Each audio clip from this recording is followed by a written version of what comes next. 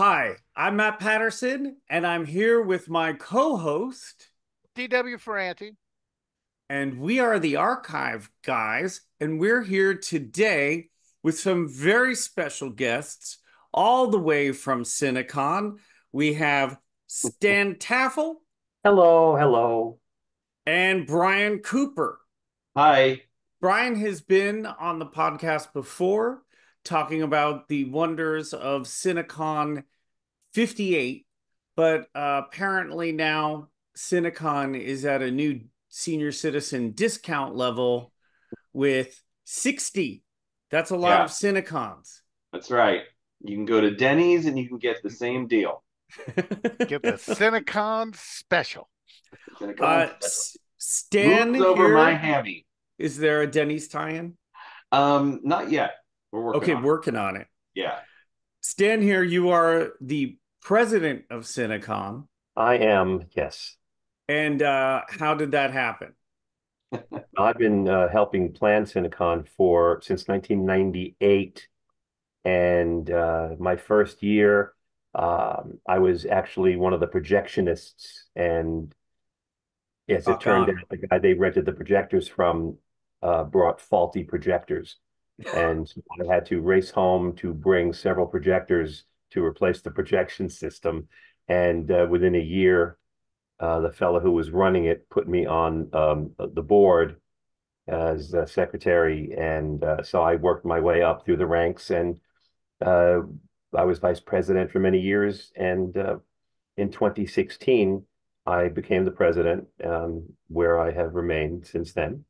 And I was very fortunate to have Bryan Cooper, who was a part of our festival years earlier, who came back and really helped. And to have his energy and his knowledge in film is really invaluable. Also, his savvy for getting a lot of things done. So he's a And great utility guy. so is that his official title, utility guy? Oh no, I think his official title is whatever you want. The whatever you want guy, I Wow. quote I, unquote. I kind of like thinking of Bryan as Batman's utility belt. That's kind of nifty. I I like that. Thanks, DW. Appreciate the shout out. Were you ever intimidated by working with Bryan because he is one of the surviving cast members from one of my favorite shows, Saved by the Bell. It hasn't been good for early 90s high school shows this year. Bryan, do you consider yourself a survivor? I do. I made it through the 90s. I mean, come on. I mean, I was playing high school and I was in college. It fucked with my head. First Well, question. anyway, to answer your question that you asked Oh me, yeah. I was not intimidated by it at all until I saw two of his episodes, and then I was And he didn't talk to me for a few weeks. And Big I, Pete. Big Pete, they called me. Yep. And I will I not be doing an imitation of Big Pete. We will I did. move right on. So what you can do instead is tell me, what is Cinecon? The big man. Cinecon is the nation's oldest classic film festival. It began in formation in 1964 with the first Cinecon, which was just called the Society for Cinephiles, and it basically took place in a a man by the name of Sam Rubin, a different Sam Rubin, of course, not Yeah. like the beloved LA entertainment reporter, but this man's name was Sam K. Rubin, and he had the first Cinecon. It was 20 people in the back of his store, and it was Oh, people who just got together and they brought their own 8 millimeter films.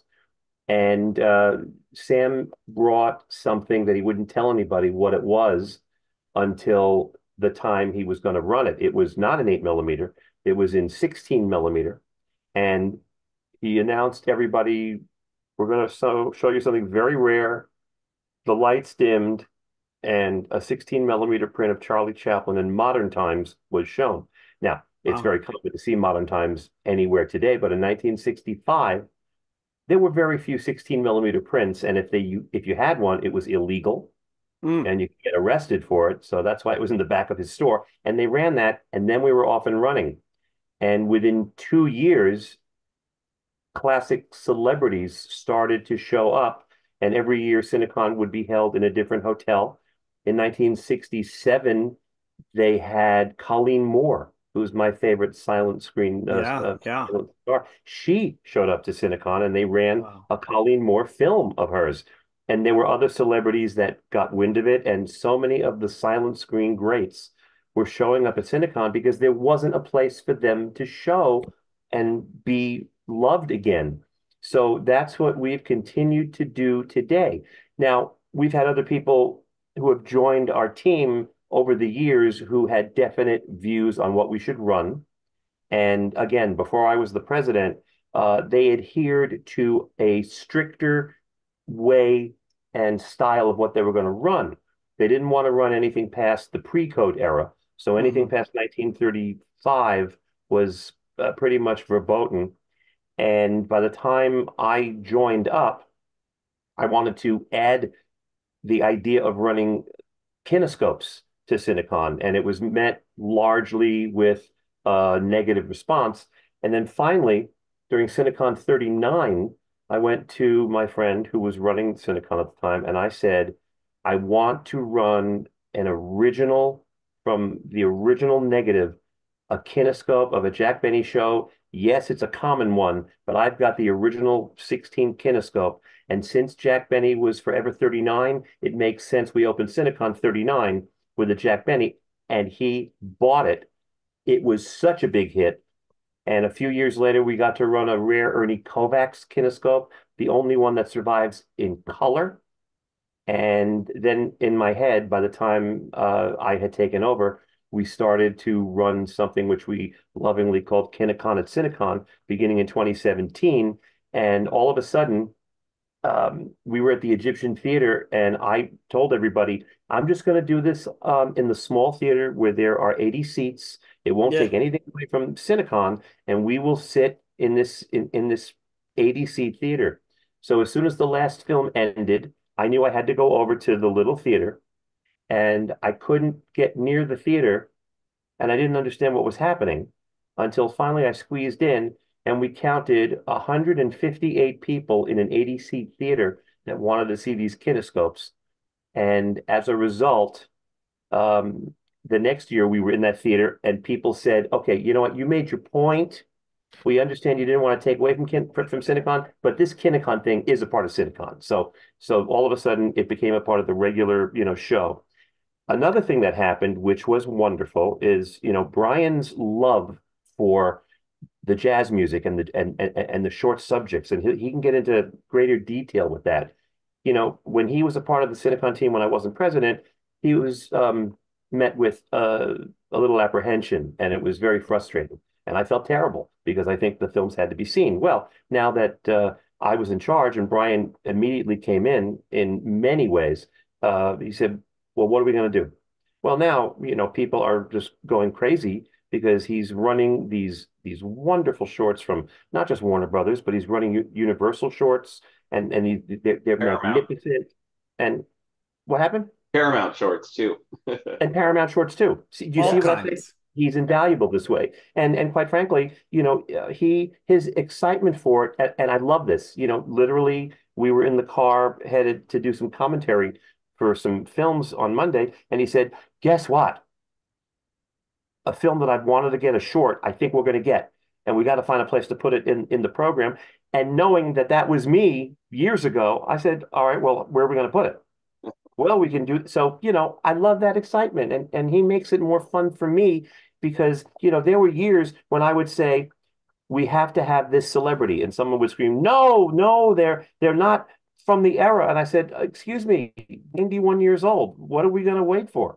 I don't understand your problem." Why? Because they made a movie you didn't like? And so, Bryan at least has a much, much easy-going mind. So when we say we're going to honor Stephanie Powers, it's like, oh my God, who? I mean, Stephanie Powers was one of those women that my dad and I would watch the movies together, and we didn't realize why we were watching them together. Because, you know, Yeah. so who cares? And the people we honor now, obviously, we weren't going to honor them when they were a lot younger, 20, 30 years ago, but it's perfect to do it now. and to show love to people who have entertained us forever. So Cinecon is always changing, always growing. We used to have a great saying, which was, if it's rare, we'll show it. Yes. And, And that and we still do that.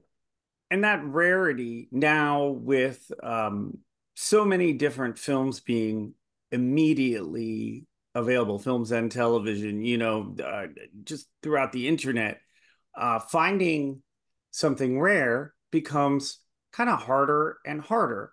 And so, as you say, like one of the things I love about Kinecon and Cinecon is that the format is rare, right? Very few people get a chance to see uh, those filmed, uh, TV shows on film. And what a wonderful opportunity that is. Also, obviously, meeting celebrities and people behind the scenes is wonderful.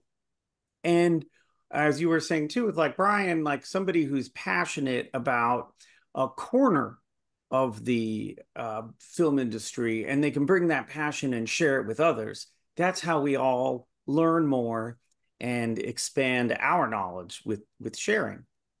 And the idea that, Bryan, who does like, and he's made a lot of fans of Judy Canova films. Each one played, they were all successful. Everyone loved them and more. Well, I saw that. Go ahead. But, but we also brought in Judy Canova's daughters. I mean, Yeah. they came and it changed the whole film, and people were watching these films that they had Right. never seen because they didn't catch them on television. And I mean, the Judy Canova films were not amazingly available on TV, and to watch them and to see how well they were made, how funny she was, a great singer, and I mean, Bryan will tell you how many movies she made. I mean, you don't make that many if you're a rotten performer. I mean, she was beloved. I She have had a huge a following. Yeah. yeah, I have a Columbia Screen Snapshots collection of those beautiful one-reel shorts, the 10-minute behind the scenes, and it's the Judy Canova one that I have. And she's wonderful on the radio show with Mel Blanc. The two of them are just going back Oh, and forth. Yeah. so this year, you guys are once again in a new venue. Where is the festival? Well, Thank we you. are going to be at the Writers Guild of America Theater on Doheny Drive in Beverly Hills. It's a beautiful theater, state of the art. Has it's a incredible space. We're really excited about it. So And hopefully it will be our home moving forward. We'll see how it goes. But yeah, Yeah, is so it I just wanted to actually say, we got a little bit about the beginning of Cinecon, and I know that Cinecon has been through a period of transition, getting to where you are now. I want to point out the great new Cinecon logo that's behind Bryan on if you're watching us on Zoom. Also, I just want to quickly say, your website's fantastic now. yes. It's really, really good. The navigation, everything, it's great. I'm really excited for the lineup, but I know that you guys have had sort of a, shall we say, a peripatetic couple of years. And I was just wondering if you could get us from pre-pandemic to the Egyptian to now at the Writers Guild, and sort of what that process has been like for you guys. Well, in 2019, we had our Cinecon 55 at the Egyptian Theater, and it was wonderful. We had record-breaking attendance. We sold more passes than any festival that we had had before. And then in March of 2020, everything changed. And I was very concerned that Cinecon, which obviously could not be held, I was very concerned that some of our people will think, all right, well, that's the end of that. And so I literally told Bryan, I'm going to make an online presence. I have a friend who is really good with this online stuff. So we put together a 3-day show and we offered it for free. And again, I had a few people, the same people, by the way, and they're not with us anymore, who always said, no, no, that's ridiculous. You can't do that. You got to charge. And I said, no, you know what? People are hurting. People are also out of work because of this thing. And so we utilized my film collection. We utilized John Rosalis's collection, Eric Grayson, and basically put together a 3-day show that lasted about 4 hours a day. And we asked for contributions. As it turned out, we had 24,000 people all over the world that were Wow. watching, yeah, the Cinecon line, we called it. And I don't want to tell you the money we raised, but it was more profitable doing it online because I didn't have to pay rights for films. And then We in didn't have to rent a 2021, theater. we didn't have to rent a Yeah. theater, The right? theaters. And, Yeah. right. Yeah. And anyway, it was successful, and we had amazing seed money, and we thought, oh, we'll be back in 2021. Well, obviously, we didn't get back in 2021, so we decided to do it. And I tried to make it really inclusive, and Bryan was tremendous because I really, the first year it was just literally me and my, converted theater, garage theater, and Stu Showstack was putting everything internet wise online for us. So for 2021, we were able to get some things from the studios, and Bryan dealt with that. And I think it was Paramount that was just wonderful to us. And we got other wonderful films. And I got people who wanted to introduce films. So all of a sudden, it became like a real online thing. I got phone calls from people who said, can you show us how to do this? All of a sudden, I Mm. didn't know what I was doing. And all of a sudden, we were experts. And I asked people who were watching ahead of time, please send me photos where you're watching Cinecon. And we got photo all 7 continents. All people were tuning in, and one group of people, there were 30 of them. They had a red carpet event at their home, and they sent me photos, and they were having a whole premiere for Cinecon. We had over 40,000 people that year to Wow. do it. And so in 2022, when it was okay to do it again, Bryan and I were unfortunately we were in the position where we said, online is just it's so time consuming. We can't do both. So we tried to do a little version of it, but it really wasn't the same. Um, and so by the time we got to Cinecon 58, which was at the Hollywood Legion Theater on Right. Highland, Bryan and I pulled out all the stops, and we did a really good festival. That theater was gorgeous. We had a wonderful time, and we ran our festival in a whole different way. We had a wonderful A projection. lot of that we have to attribute to our technical director, Taylor That, Hoofenauer, that's what who I was, really, like, for the first time, everything ran so smoothly. and It that's was exactly what amazing. I was saying. Yeah.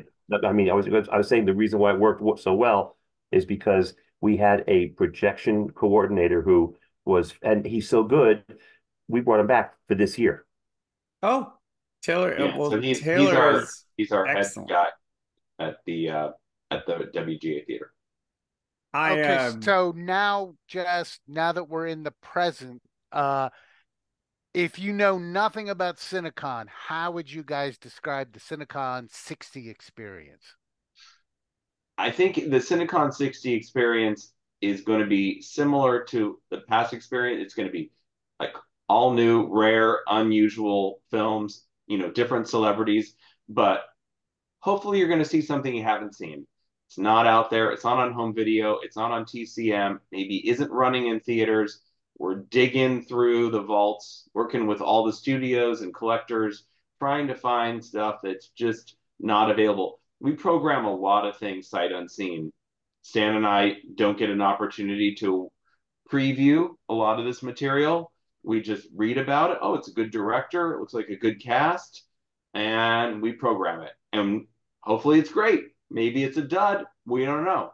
But you're going to see something you haven't seen. We guarantee that. There are a lot of celebrities that are on in our films that our audiences know, but these are many of the films they never got a chance to see. And that's what's so unique about Cinecon. We run the other films. We're not running Gone with the Wind or The Wizard of Oz, but right. we are going to run a whole bunch of things that were done by the people in front of and behind the screen. And by the way, we are planning next year as well. It Oof. works out that way. Just today, someone sent me a movie to download, this fantastic silent movie that I was just watching. And I before this phone call, I was talking to him. I said, this movie I want to run next year. And he said to me, well, okay, but I got to tell you, apparently another festival heard about what I was doing, and so they've contacted me also. So, we're battling. It's The Yeah. okay. battle of the classic film festivals. Yeah, Good. Well, yeah. look, it's about awareness for the content too. And I saw, and you guys might want to address your special guests, but I love that you picked a non-standard film to go with your guests. So, you may have heard them, you may have seen, you love one of their movies, but you picked something that is not the first film that comes to mind, which I appreciate. Who are your special guests? Well, we've got Tommy Cook, who's a child star, and he was the first little beaver, right? Yeah. In the serial, what was the name of the serial? Red Ryder. Red Red Rider. Rider. Yeah. Red Ryder. He made his film debut in 1940. Wow. So I think he's in his late 80s, and we picked a film. His name's Tommy Cook, really great guy. We picked a film called Song of Arizona, which is a Roy Rogers film. He has a big part in it, Oh, wow. and he has very fond memories of working with Roy. And it's a beautiful, brand new restoration of a Republic film that Paramount did, and he's very excited about it.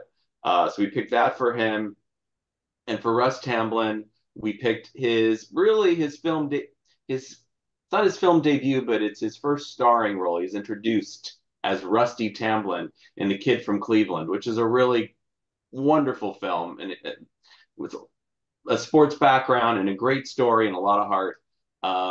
So maybe not what you think about when you think about Russ Tamblyn. And then for Stephanie Powers, she sent me a list of films, and Mhm. and several of them were movies that we all know, like Die Die My Darling, which is a classic with Tallulah Bankhead. But No. Stan wanted that one. But we ended up going with The New Interns, which isn't on home video. It's just not out there. And we're getting a print from Columbia Pictures on that, and she's really excited about it. Oh, So that's great. she said she hasn't seen it in years. So That's exactly because I saw that movie and I'm like, I've never seen that. And now you have explained why, because it's not available. yeah, What we have done over the years, which I'm very proud of, but it's also a little unnerving, um, especially when we get to know some of the celebrities as friends. We will run a film that is not generally known to them. I remember we ran a film for Warren Stevens, great character actor who became one of the closest celebrity friends I ever had. He was very close to my wife and I. And I told him we went to a late friend's screening house, and I showed him the movie I wanted to run. And he said, "Why are you going to run this? I don't like this movie." Ah, And I said, Warren, this is a perfect movie for you. You're great. You're a badass. You have a great death scene.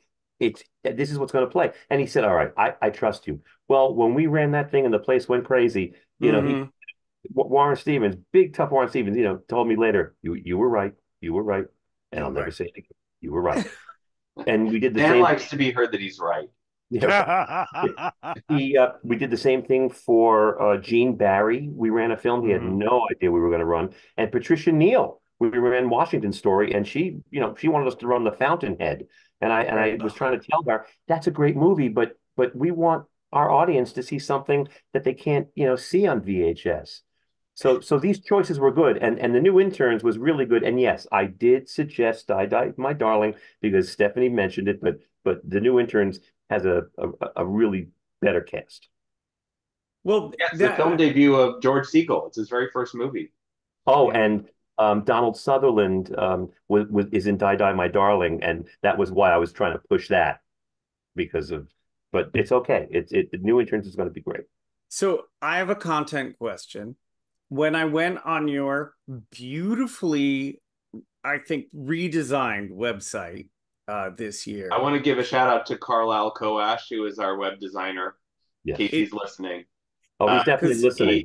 He did an incredible job revamping our website a couple of years ago. So thank it you. is, yeah, and I just love all the shout outs and because I always have questions like, what is this? I almost every question I had was answered except how delicious is the popcorn.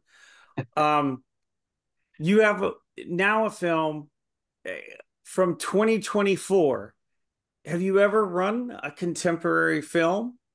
We have run contemporary things on occasion when it merits viewing for our audience.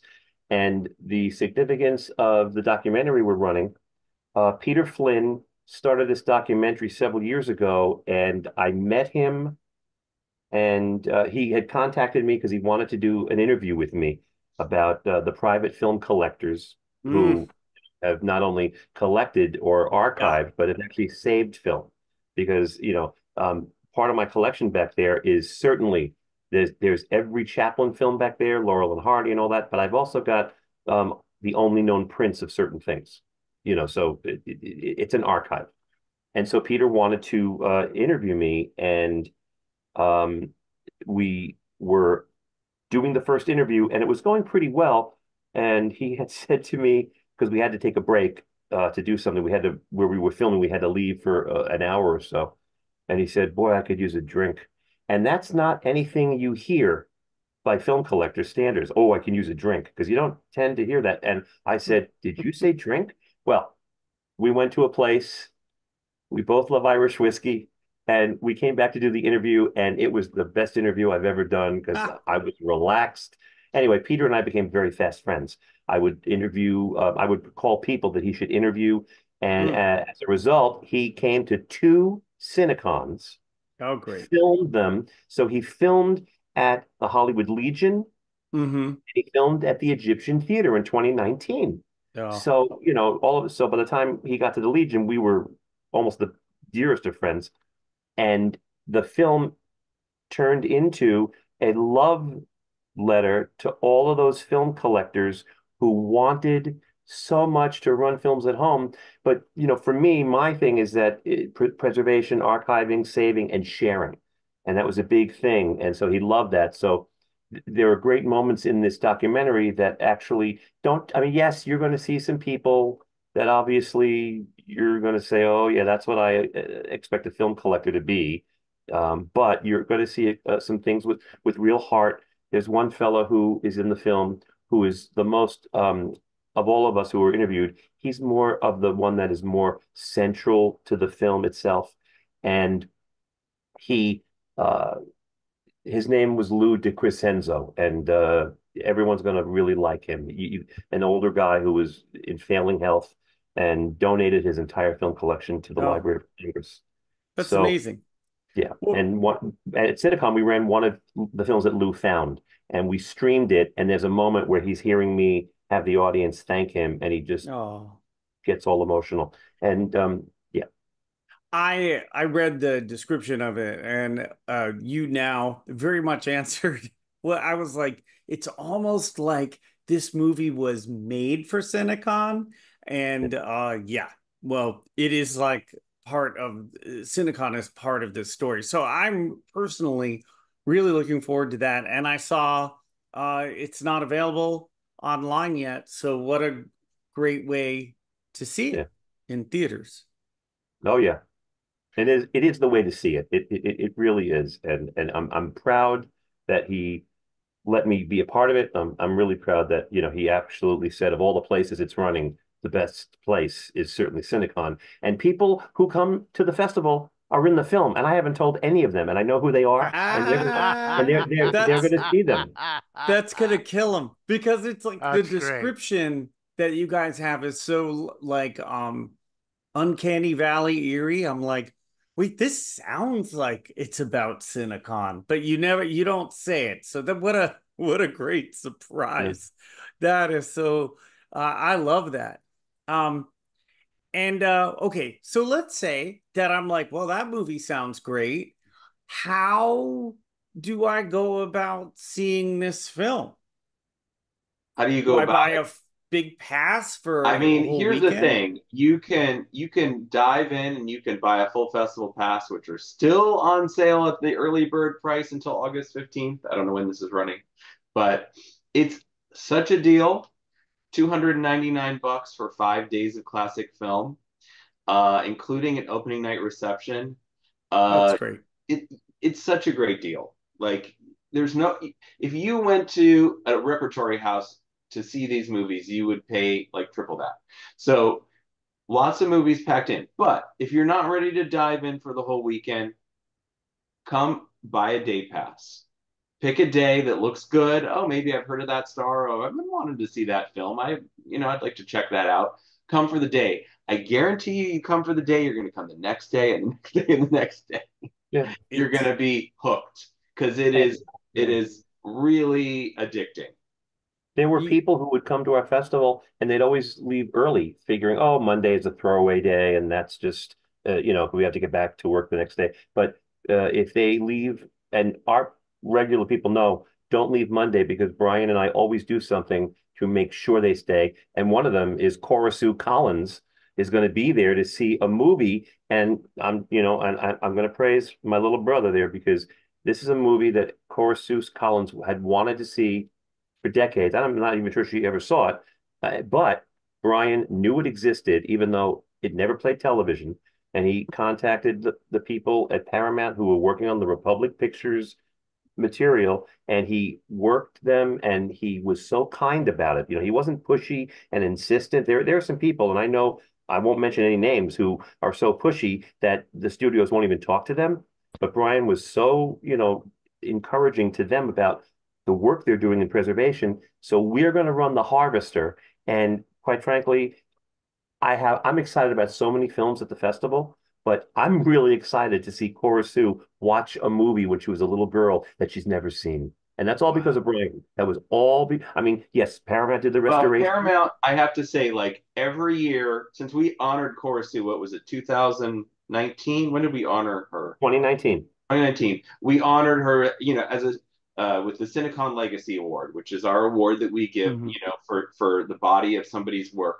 And that was one of the films she went well, but we ended up showing Unexpected Father, Well, we ran The Unexpected Father, The and that Unexpected was Father. the And so, key word. yeah. Because forgive me, there is, and I'll let you continue, Brian, but there was a film called Unexpected Father, and Cora Sue for years has been going around asking people, can anybody find my film, The Unexpected Father? And when I heard about it, because Brian told me, I said, she never told me. So I called Mike Feinberg, who was working, Mhm. he was a VP over at Universal, and I said, Mike, you got to help me. I'm looking for The Unexpected Father. It's a 1932 film your studio had with Slim Somerville and blah blah blah. So he went into the vault and he called me back and said, I got to thank you, boy chick, because you made me do that. I realized it was mislabeled for all these years. It's The Unexpected Father. When do you want it? And I called Bryan back and I said, little bro, please let me call Cora Sue and tell her No. this. And then we decided, let's honor her. And in Film is Dead, Long Live Film, which no one knows, I'm saying it right now, there's a moment when Cora Sue is talking during the interview I did with her, and she Mhm. talked about seeing the movie here and getting the award. She said, without a doubt, this is the most emotional moment of my life. Oh, it was a beautiful Oh. moment, and she had her friends and family there. It was very emotional for her. And since then, we've been, every year we're like, well, what are we going to run for Cora Sue? We did the same Right. for Jane Withers almost every year. She was so near and dear to our hearts that we Mhm. all, every year that she came to the festival, we ran a Jane Withers film. And so, uh, when we were talking, about, well, what else haven't you seen? She kept bringing up The Harvester. We showed Youth on Trial, which was a Columbia film, I think 2 years ago, and then Yeah. last year we showed a new restoration of The Scarlet Letter, which was No. beautiful. But every year I would check with Charlotte Barker and Andrea Callis at Paramount and say, how's the Harvester looking? And they were still trying to get all the elements, and they were still trying to piece it together. And finally, this year, I said, Corsu is still with us. She's 97 years old. Let's do this. And Charlotte said, we're going to make it happen. We're doing it this year. Oh. Wow. Nice. Yeah. And I Di- want to just stress to your listeners and viewers, we do this for no money. We are a nonprofit 501(c)(3), and Bryan and I do this out of the passion and the love. So when we're charging $2.99 for an early bird special, I mean, we really should be charging a lot more, but we want to make it affordable to people. But I also want your people who are listening to know that even if you buy a day pass, it's going to a good cause. It's just paying the bills. It's not paying anyone's salary. It's We're a paying the bills. nonprofit. Everything goes back into the festival. It's all seed money for next year if we have anything left over. It's very expensive to rent out a theater and get all these films. And, logistically, we have to find a host hotel and make sure that there's food for people. And, there's so many moving parts that people don't think about. It's Well, it it's expensive. what, but what's wonderful, and I kept hearing you guys when you were talking about your memories of the festivals, a lot of those memories are about being with the audience and being with people who were involved in the films and their families, and how um, it's a wonderful, like, emotional experience and a group experience. And again, this is, as much as Dan and I love home entertainment, my dog does not get that emotional unless somebody's throwing a stick and he sees it and gets mad that there's no other dog behind the television. But other than We that, have that's as exciting as it gets. we have many memories of Cinecon. Maybe I have more because I've been doing it so long. And it doesn't have to do only with celebrities, but it's also some of the people. Yeah, Yeah, it's so funny. I was getting emotional about it earlier because there are people who come to the festival every year, and these are wonderful friends that you don't see except for those 5 days when we get right. together. And almost every year, I get a message that they Yeah. didn't survive. We lost people to COVID. We lost people because of age. And even during the Cinecon Festival, we will, Mhm. I remember talking to one of the longtime attendees telling me, I think this may be my last one. Mm, And, I didn't think much of it. But then when I found out what happened when I had to go to the funeral, it just, yeah. these people, Cinecon is not just the films, it's the people that you see the films with. And so, the fact that, I know I can't go on forever. I've been doing it a long time, and there is going to come a time when I just, I'm going to have to just sit back and, but that's life. But while I'm here, I'm going to do that. I want to make sure that Eddie Albert, when we honored him and he teared up because he thought he was forgotten. And when Lou Ayres got his award, he said, I never received an award for my acting. Mm. And when we Ah, brought in other celebrities who didn't realize they were as beloved and remembered, it makes such a big difference in their lives. So we can let them know that you are relevant still. And so that's the payment for Bryan and for me. So when he can bring Jane Withers or Cora Sue Collins, they're not just actors, they're friends. They're part of the family. Warren Stevens literally would come to my house to, mm. hang with me and try to help me, with other stuff. So they all became friends.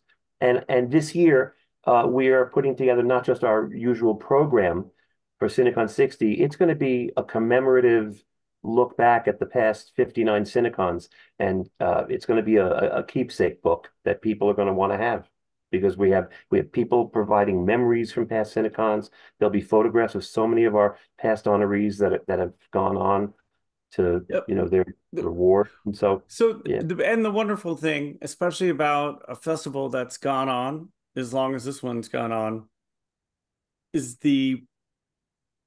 and also by keeping the prices affordable, is that bringing new people in, right? And exposing them to these things and the emotions that are there and the love for the films and the format. This is what keeps that going because something that's gone on this long, there's no reason why it can't go on another 60 years.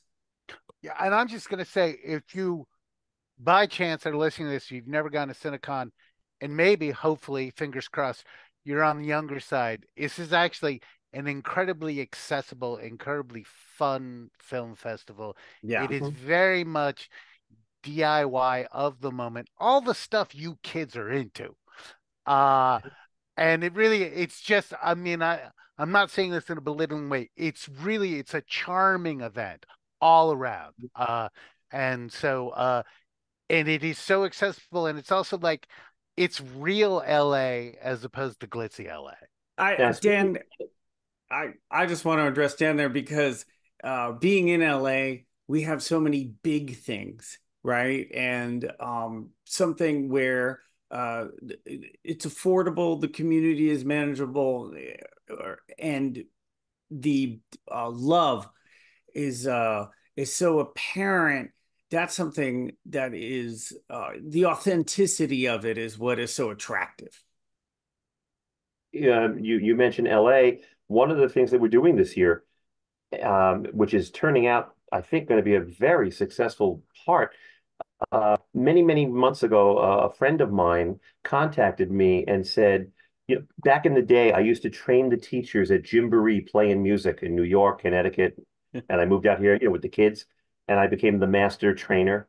Anyway, one of my former Gymboree moms, who's actually one of Louis L'Amour's daughters, What? contacted me and said, "Listen, do you remember Alicia Gonzalez? She was one of the moms."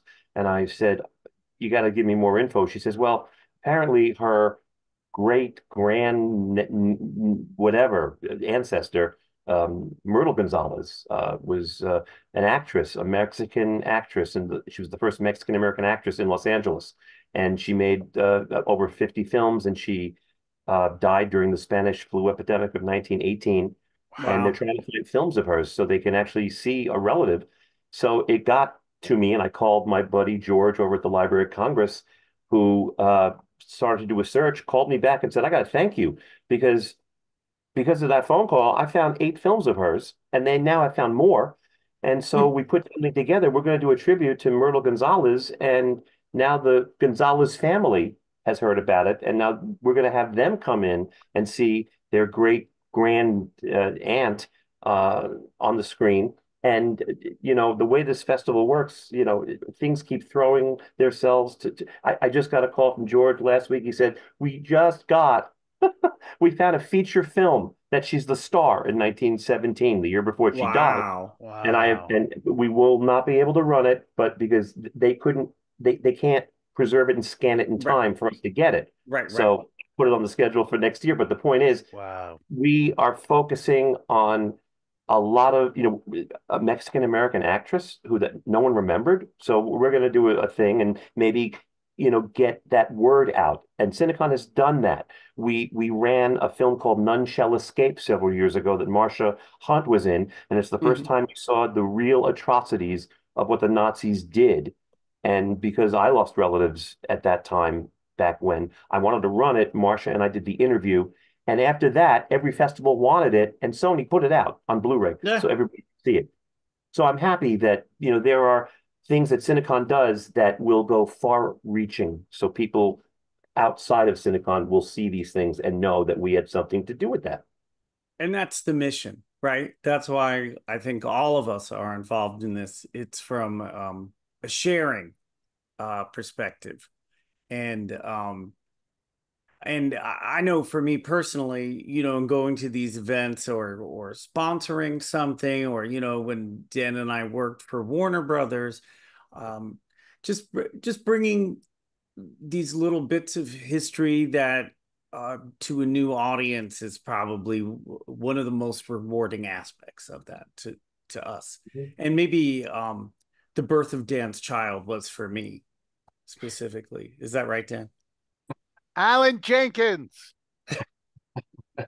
That's You named Dan's your child personal. Alan Jenkins? That's not Yes. weird at all. I was overruled. Oh, okay. Well, It was one or the other, child or Alan Jenkins. oh, I see. Okay. Yeah, you got to make that's a tough choice. Yeah. Dan Sophie's choice. Dan did bring his infant to Comic-Con the first year. Dan said, I don't think I'm going to make it to Comic-Con this year. I have an infant. And then he found a solution. So that's how dedicated Yeah. Dan was. Poor child. Guys, Dan, you have it. What is something in their schedule that strikes you? Oh, well, there's something that just It's just a mystery. I was going over your schedule because there's always something that pops out like, oh, they're showing this, and there's always surprises. But you guys are showing Forced Landing, and I've definitely seen Forced Landing, but it's driving me crazy because I've seen it recently, and I was like, but I wouldn't have seen this for work. This is a Paramount Republic. I can't figure out where I saw it or why I saw it, but I'm going to tell people it's terrific genre mash. It's airplane, it's murder mystery, it's Arizona. It's a great film, a great find. Go see Forced Landing. But wait, there's more. Because what you saw was a cut down version for TV. What Ah, we're showing is a brand new restoration, 64 minutes long, that has a completely different ending, Oh no! Wow! and it has not been out there. This is actually Jeremy Arnold's pick. Jeremy, who you probably know, is an author and he's on TCM a lot. He is a B movie fanatic, as we all are. Yeah. And he sent me a list of movies, and this was one on his list. And he said, "I've seen this, but I haven't seen the uncut." And so, anyway, that's the rub. Is you're going to see something you haven't seen before. So I don't know how you saw this, Dan. It's pretty impressive that you saw it. Maybe it's out there on YouTube, or maybe there's a bootleg of it. But this is a brand new restoration that literally just finished Wow. color timing, and so it's going to look great. Well, based on his shirt with famous monsters, he's an Onslow Stevens fan, right? I was There going you to go. say, the Onslow Stevens cult is pretty powerful. you can summon them Also, only certain don't days. confuse Forced Landing with the one with Eva Gabor. It's a totally different movie. No, that's 1941. That's Yep. Pine Thomas. It's also Paramount, but no, Right. different. Or Yeah. DeForest Kelly. I think he was in that. Yeah, DeForest Landing? Yeah. Thank Forest you. Landing. That Oh, was all right. All right. stands at my level, Yeah, which is well, unfortunate. I'm sorry, mhm. Stan. Uh, you know what? I think that it's time to wrap it up. If you want to go to Cinecon or get more information about it, you can go to cinecon.com. .org. No, no, no. .org. Oh, I'm just so quick with the .com. You can You clean it can up in go post. to you can go to cinecon.org, or you can visit their Facebook page. Is that a very active Facebook page? Very. We're also on Instagram, and we're on X, and we're on Eventbrite. If you want to Whoa. go get your tickets, you can go there, and so we're all over the place. We also have a Cinephone. That's right. 959 Cinecon. It rings to somewhere in Connecticut, but we will pick up Welcome the to phone. Cinephone. Yeah.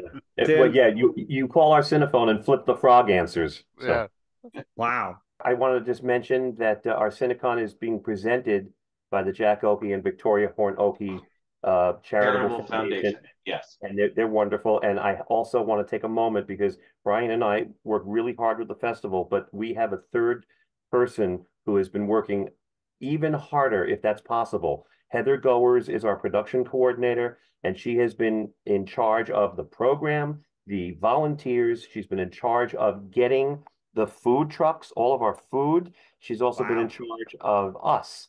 Quite frankly, she will order us He around tells and me when I can go to sleep and when I can wake up. but the operation of the festival has never been more professional or smoother because of Heather Goers. So I want to make sure that she is well recognized. Excellent. Well, these things are very complex, and there are actually so few of you. So I understand that you are going to be very, very busy, and I hope everything goes well. Well, thankfully, because of Richard Atkins' amazing artwork that you see behind Bryan, we have a wonderful logo this year, which he did a magnificent job, and Yeah, there's we're so many grateful for people the behind the people. scenes, and they will all be thanked in our printed program. But it takes a village, so It takes at least a full page it takes a village to list people. all those Takes village a And thank village, people. you, comma people. Anyway, you and get thank you both for giving us the chance to promote Cinecon and for all you've done for us in the past too, especially you, Matt. Well, it wasn't me. It was the corporate money that I channeled you totally legally. Corporate laundered money. Yes, got Yeah, it. Check. there Yes, you go. All right right. through a nonprofit, right to the Cinecon condo, which The Cinecon uh condo in Miami Beach. is Miami The Beach. Unfortunately, Cinecondo. it's underwater right now. Yeah, we don't want to talk about it. Yeah, It well, will be Bill, I think, yeah. but satellite you can see it. All right, Dan, do you have anything else? I don't want to cut anybody else off. He did that. All right, perfect. Thank you and good archiving.